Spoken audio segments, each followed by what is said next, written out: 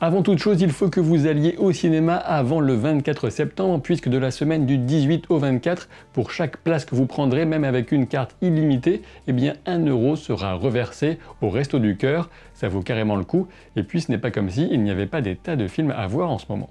Bonjour à toutes et à tous et bienvenue pour cette vidéo consacrée aux 5 séries que j'attends avec le plus d'impatience et qui sortiront d'ici la fin d'année 2019.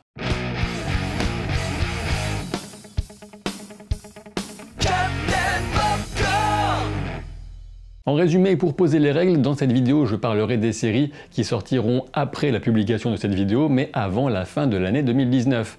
Et c'est pourquoi vous ne trouverez pas par exemple la 3e saison de Westworld qu'on attend aux environs du printemps 2020 ou encore Dark Crystal, la super série qui est déjà sortie sur Netflix et à laquelle j'ai déjà consacré une vidéo. Et puisque je ne peux pas encore savoir à l'avance à quel point ces saisons ou ces nouvelles séries seront formidables et réussies, j'ai décidé tout simplement de vous les classer par ordre chronologique de sortie, c'est pourquoi on va commencer avec la saison 5 de Peaky Blinders. Alors oui, c'est vrai, il faut savoir que la diffusion de cette saison 5 de Peaky Blinders a déjà commencé depuis le mois d'août sur la BBC, mais pour nous en France, la série sera disponible dans son intégralité, la série est la saison 5 d'ailleurs, sur Netflix à partir du 5 octobre, ça arrive très vite. J'avais déjà eu l'occasion d'évoquer Peaky fucking Blinders dans ma vidéo 7 séries qui mérite plus de vues, et depuis je n'ai évidemment pas changé d'avis et c'est avec un plaisir trépignant de gamin avant Noël que j'attends cette saison 5.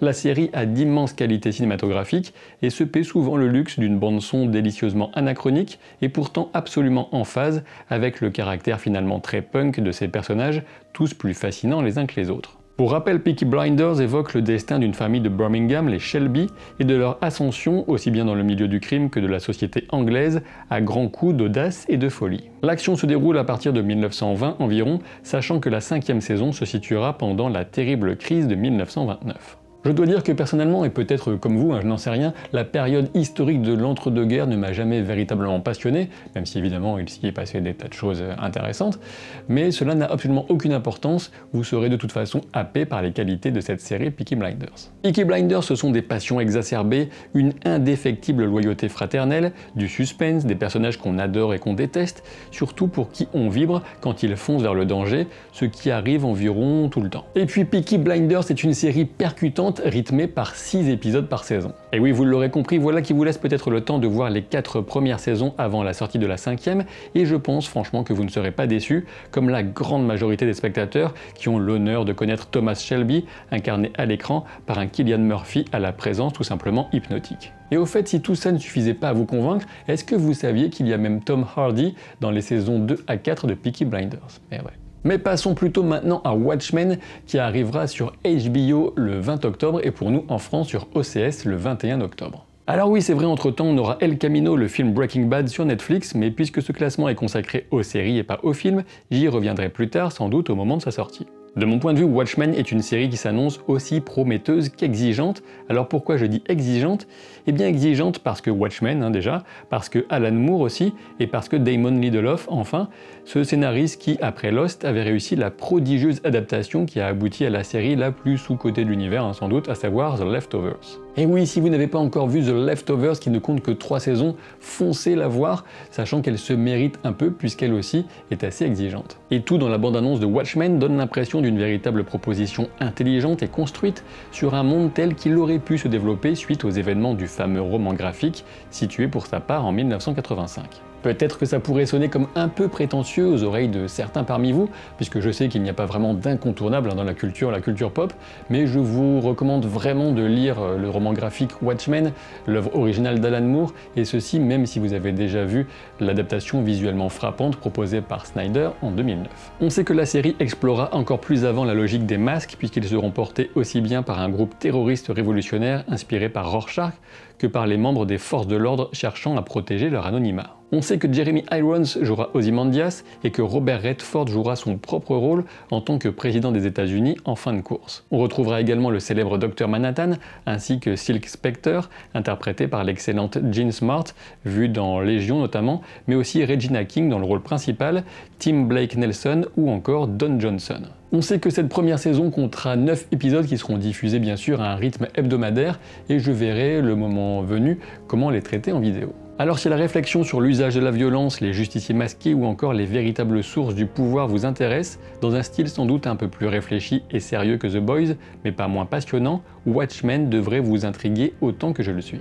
Et je poursuis avec la troisième série qui n'est autre que His Dark Materials, à la croisée des mondes en français.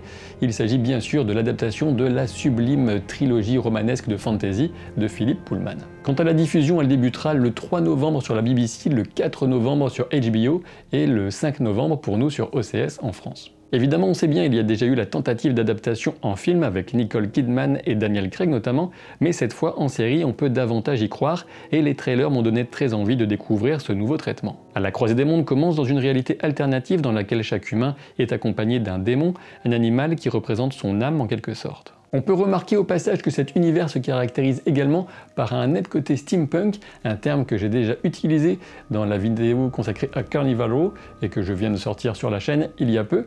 Une vidéo qui n'a pas intéressé un grand nombre d'entre vous, mais j'espère qu'elle pourra peut-être vous plaire, donc je vous invite à la regarder. L'héroïne centrale de His Dark Materials, c'est la petite Lyra. Elle est jeune mais carrément déterre, et comme de nombreux héros, elle est appelée à une destinée hors du commun, dont elle doit tout ignorer pour qu'elle s'accomplisse. Le propos de fond de His Dark Materials propose une réflexion passionnante sur les doctrines religieuses et les normes sociales, et on sent une assez forte influence gnostique dans les livres de Pullman, ce qui est généralement synonyme de scénarios au potentiel intéressant comme dans Matrix, Westworld, Dark City ou encore The Truman Show, pour ne citer que quelques exemples. Lyra est interprétée par Daphne Keane et on retrouvera notamment James McAvoy, Russ Wilson et Lin-Manuel Miranda au casting. Et oui, il y a aussi Géor Mormont de la Garde de Nuit. Entre des zeppelins, une boussole qui annonce la vérité, des sorcières, un ours polaire en armure et un propos mystico-scientifique, si vous n'êtes pas encore convaincu, c'est sans doute parce que vous n'avez pas lu les livres ou encore que votre alléthiomètre est un peu détraqué. Mais je sais déjà que les lecteurs de la trilogie parmi vous seront comme moi impatients de découvrir cette nouvelle interprétation du matériau de base qui est aussi fascinant qu'haletant et qui nous amène à nous interroger sur les mystères de l'univers et notre place dans tout ça. La quatrième série que j'attends avec une grande impatience, comme à peu près la moitié de la planète je suppose, et vous l'aurez peut-être deviné au t-shirt, eh bien c'est la série Star Wars The Mandalorian, qui devrait fortement accompagner le lancement de Disney+, et qui sera disponible aux États-Unis à partir du 12 novembre. Alors bon, je sais déjà que certains sont en train de parler à leur écran en me disant que non, Star Wars c'est mort, Disney a tué la licence, blablabla.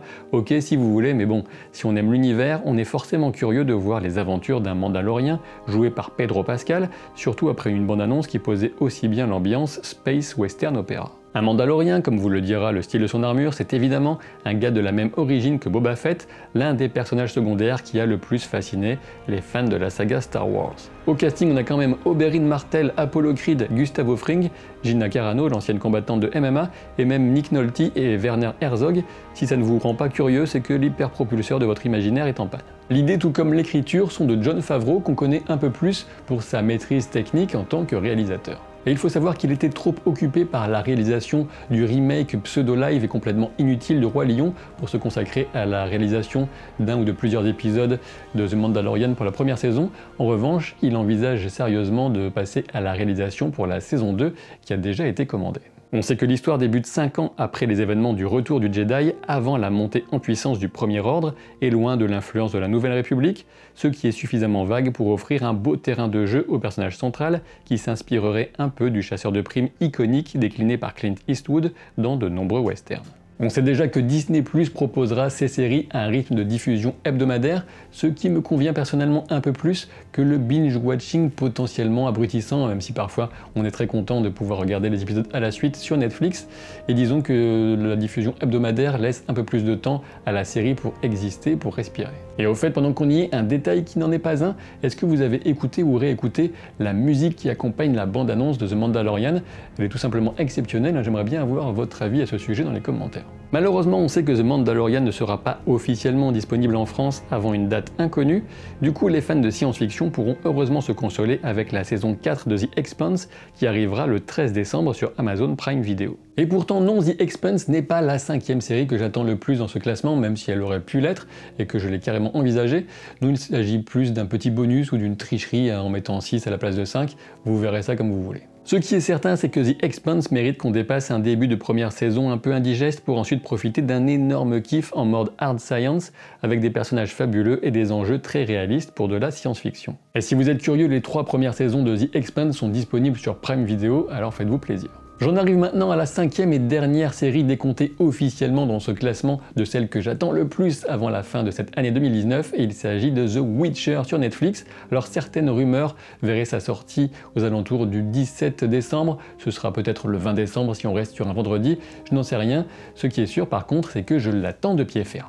Il faut bien dire que The Witcher est un très gros pari pour Netflix, même si on sait bien que la plateforme propose tellement de contenu que son avenir n'est pas conditionné par le succès d'une ou voire même de plusieurs séries. Toutefois, il est clair que The Witcher est attendu au tournant par les lecteurs tout comme par les gamers, même si c'est bien d'une adaptation des livres dont il est question ici. J'ai déjà eu l'occasion d'expliquer en détail dans mon analyse de la bande-annonce que l'ambiance et le design liés aux créatures me donnaient très bonne impression. Et même si je suis un peu moins emballé pour l'instant par certains costumes, je laisse le bénéfice du doute au casting qui pourrait donner quelque chose de très intéressant. Le Witcher est un univers dont l'originalité provient notamment des fortes influences slaves, mais dont l'histoire est aussi axée sur la notion de destinée et de la marge de liberté qui reste à chacun dans ses choix. Le sorceleur en français est un héros mal aimé et rejeté pour ses différences. Il est donc porteur d'un message de tolérance et de dénonciation des préjugés, une approche que j'aimerais voir tous les fans de la saga comprendre et adopter, notamment envers les acteurs et même surtout les actrices investies dans ce projet. Ce qui est certain en tout cas, c'est que personnellement je sais que je serai toujours au rendez-vous pour le lancement d'une série de fantasy affichant d'aussi hautes ambitions, donc je vous propose qu'on croise tous les doigts très fort pour qu'elle soit justement à la hauteur de nos attentes. Et puisqu'on parle de rendez-vous, je vous en fixe un qui arrive très vite puisque c'est ce lundi le 23 septembre. En effet, je vous proposerai une critique et une analyse d'Ajin. Il s'agit d'un manga vraiment passionnant à la rencontre entre le fantastique, les gunfights et le questionnement philosophique. Je ne vous dis que ça. Bien sûr, si vous avez apprécié cette vidéo, vous savez pertinemment ce qu'il vous reste à faire. Et puis, dans le cas contraire, ce n'est pas grave, je suis sûr que vous ferez très joli dans ma collection personnelle et privée de plaques de cryogénisation. Allez, à bientôt pour de nouvelles aventures. Salut!